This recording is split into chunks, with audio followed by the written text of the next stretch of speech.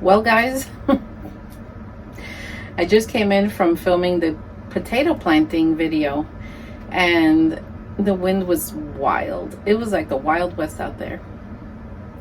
If you haven't watched that video, you need to go watch it because I found a dead animal and I put it in my outdoor worm bin, which they eat everything for me. I have my outdoor worm barrel that eats, well, dead animals, potatoes, onions, garlic, citrus, grass. I just put everything in there. The only thing I do not put in there is dog poop. But that barrel eats everything.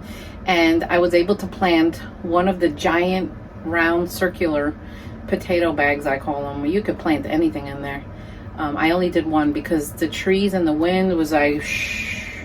So we were fine from the storm. I heard there's a lot of damage around us in other counties, so keep those people in your thoughts and prayers.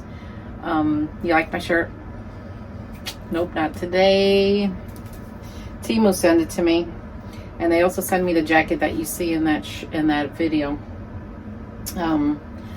You know, I love getting free stuff, and I'll always give you my honest opinion on whether I like it or not. That's why these companies that send me things, you know, they got to be careful because I'm not gonna lie. So you better make sure your product's up to standard, at least my standard, and I will give you an honest review. But I do like the shirt. It's very soft. I like that soft cotton, and it just fits nice, and it's my style.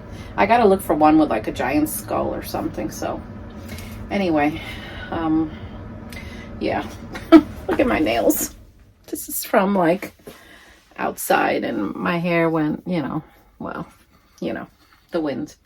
So today I'm still working in here in the worm room, and we're gonna check on the everyone lives in bin, which I decided to call Woodstock because everyone lives in there. Pure harmony. So I haven't seen any problems, honestly. So and people are buying the colony mix. So let me tell you what a colony mix is, because I've had people ask me.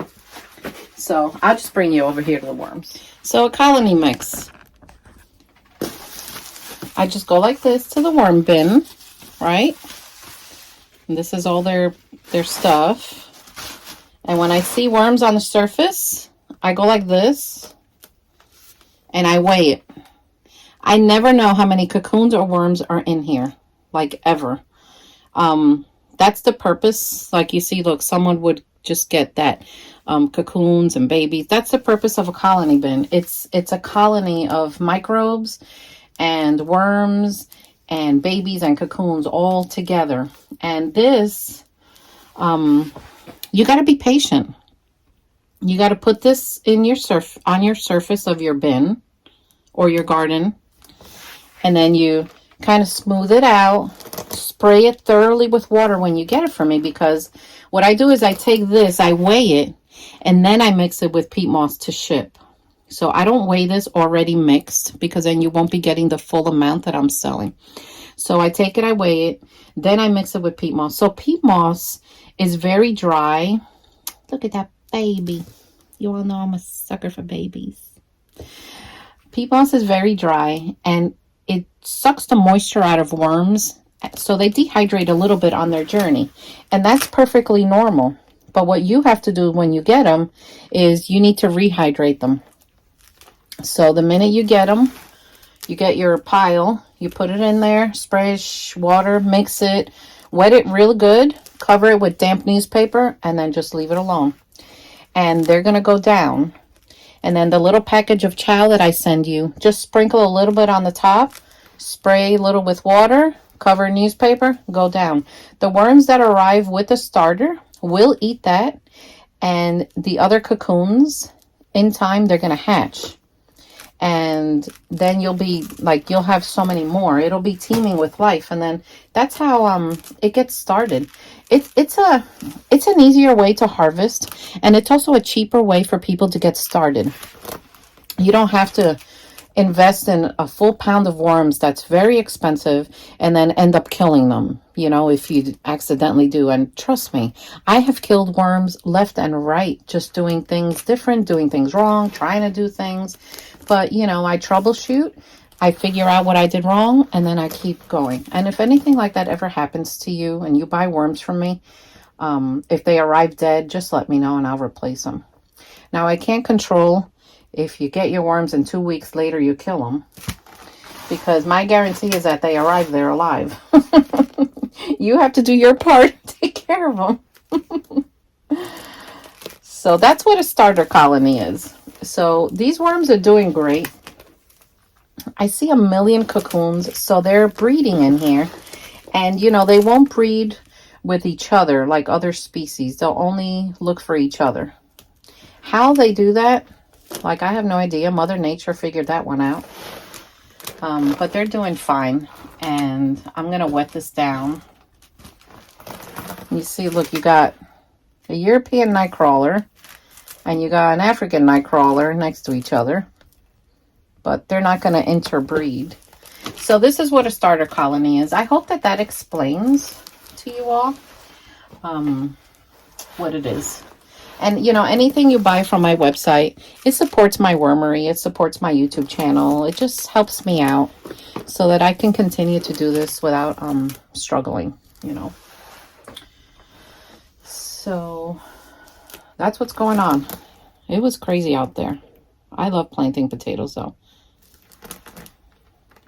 That's an African nightcrawler. Look how that beautiful color. It's like a maroon. So if you want to start a colony, this is it. And this is the one with the 4 species. I also have the one with red wigglers. That's pure red wigglers. There are no blues in there. My wormery does not have any blue worms. And then I'm working on a starter colony for European nightcrawlers. So you let me know. Those will be up soon. So that's what that is. I just wanted to make sure you knew. So let's do an experiment. I have some paper towels that I've used and dried my hands with. I'm just going to wet it a little bit. I'm going to wet it with a little mosquito dumped water, which I keep in here. And let's just bury it. And let's see what's going to happen.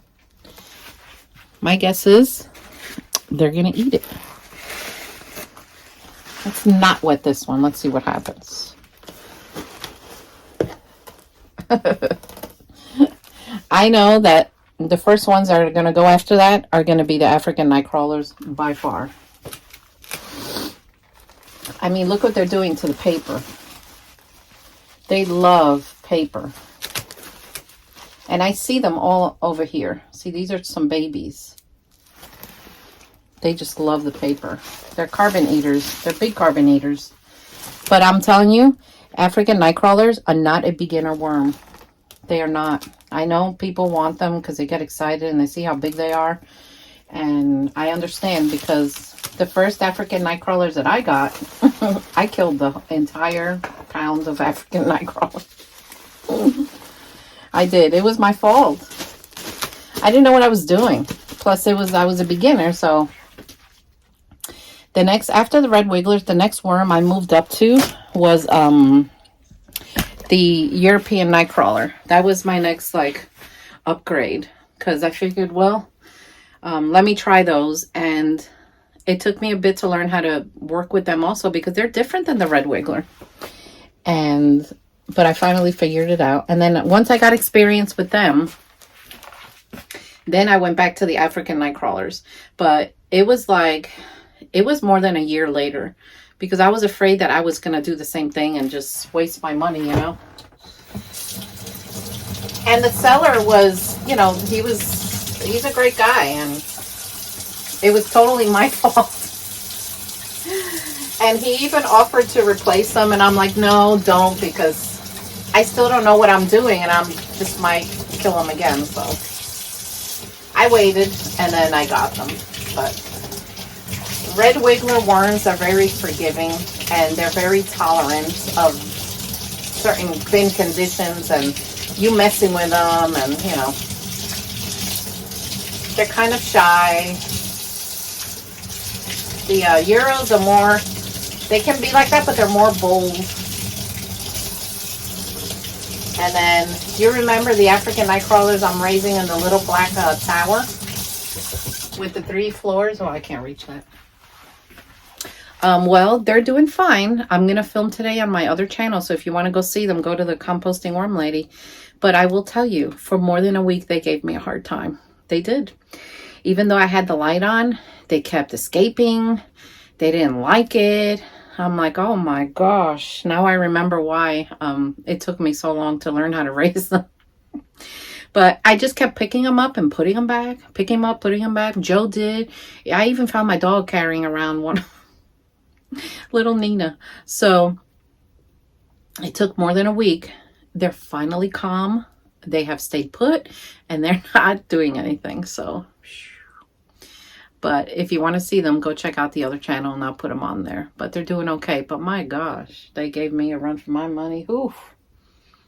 But anyway, everything here's going well. We're all doing good. Yeah. So this is tub number 4 of the red wigglers. I just wanted to check on them with you and, you know, show you what's going on. So these are red wigglers. There's no other worm species in here. And as you can see, they're doing great. This is also a starter colony. I keep it going. My starter colonies, you know, I do feed them chow, but I also give them food scraps.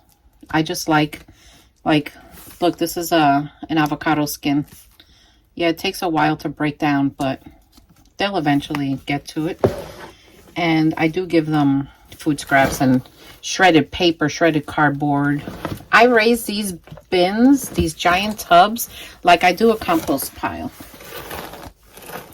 Oh, another avocado seed that never sprouted, so I just put it back in. Yeah, I raise them like a compost pile. I've put citrus in here. Just not in huge amounts. Like, you can use citrus, but you got to be very careful and not like overload your bin, because you're going to cause a major problem. So the avocado seed that sprouted that I accidentally broke seems like it's still wanting to grow, so we're going to just leave it in there. But this one, they're doing great. They're starting to, you know, develop more. So when I need adult worms for my bins, let's just say, I pull them out of here. I go through here and I look for the biggest ones and I pick them out. And then that gives the smaller ones room to keep growing. And then the adults that are left here, they keep reproducing. It's like the cycle of life. It's the perfect cycle of life. So they're doing well. I do have to wet them though. But I'm glad spring is here. I love planting and working in my garden. It's going to be a lot better when the wind is not going like that. And, you know, I haven't uploaded that video yet. I haven't even checked it, because I just came in and I decided to come down here and check things, and I figured, well, let me film with you. I hope the sound of the wind isn't like extreme, but it might be. I don't know. Well, we're going to find out. So this is red wiggler tub number 5. I'm going to just push it down a little bit. And as you can see, this is teeming with life and ready to go. Oh, look at that little yellow tail. I love them. Yeah, this has to be reset, and then this starter colony will be sold. I see a lot of cocoons. They're doing well. They're doing well. So I have 6 tubs, and I rotate them out. So since this one will be reset, I'll only take from the one side to sell, and then I'll reset the other side. And that way I never run out of worms to restart a colony. So that's how you work these things. So to end this video, I did a video on all my pet worms. So if you want to see them, go to my other channel, the Composting Worm Lady, and this is where I keep all my towers updated. All right, guys? I'll see you next time. Take care.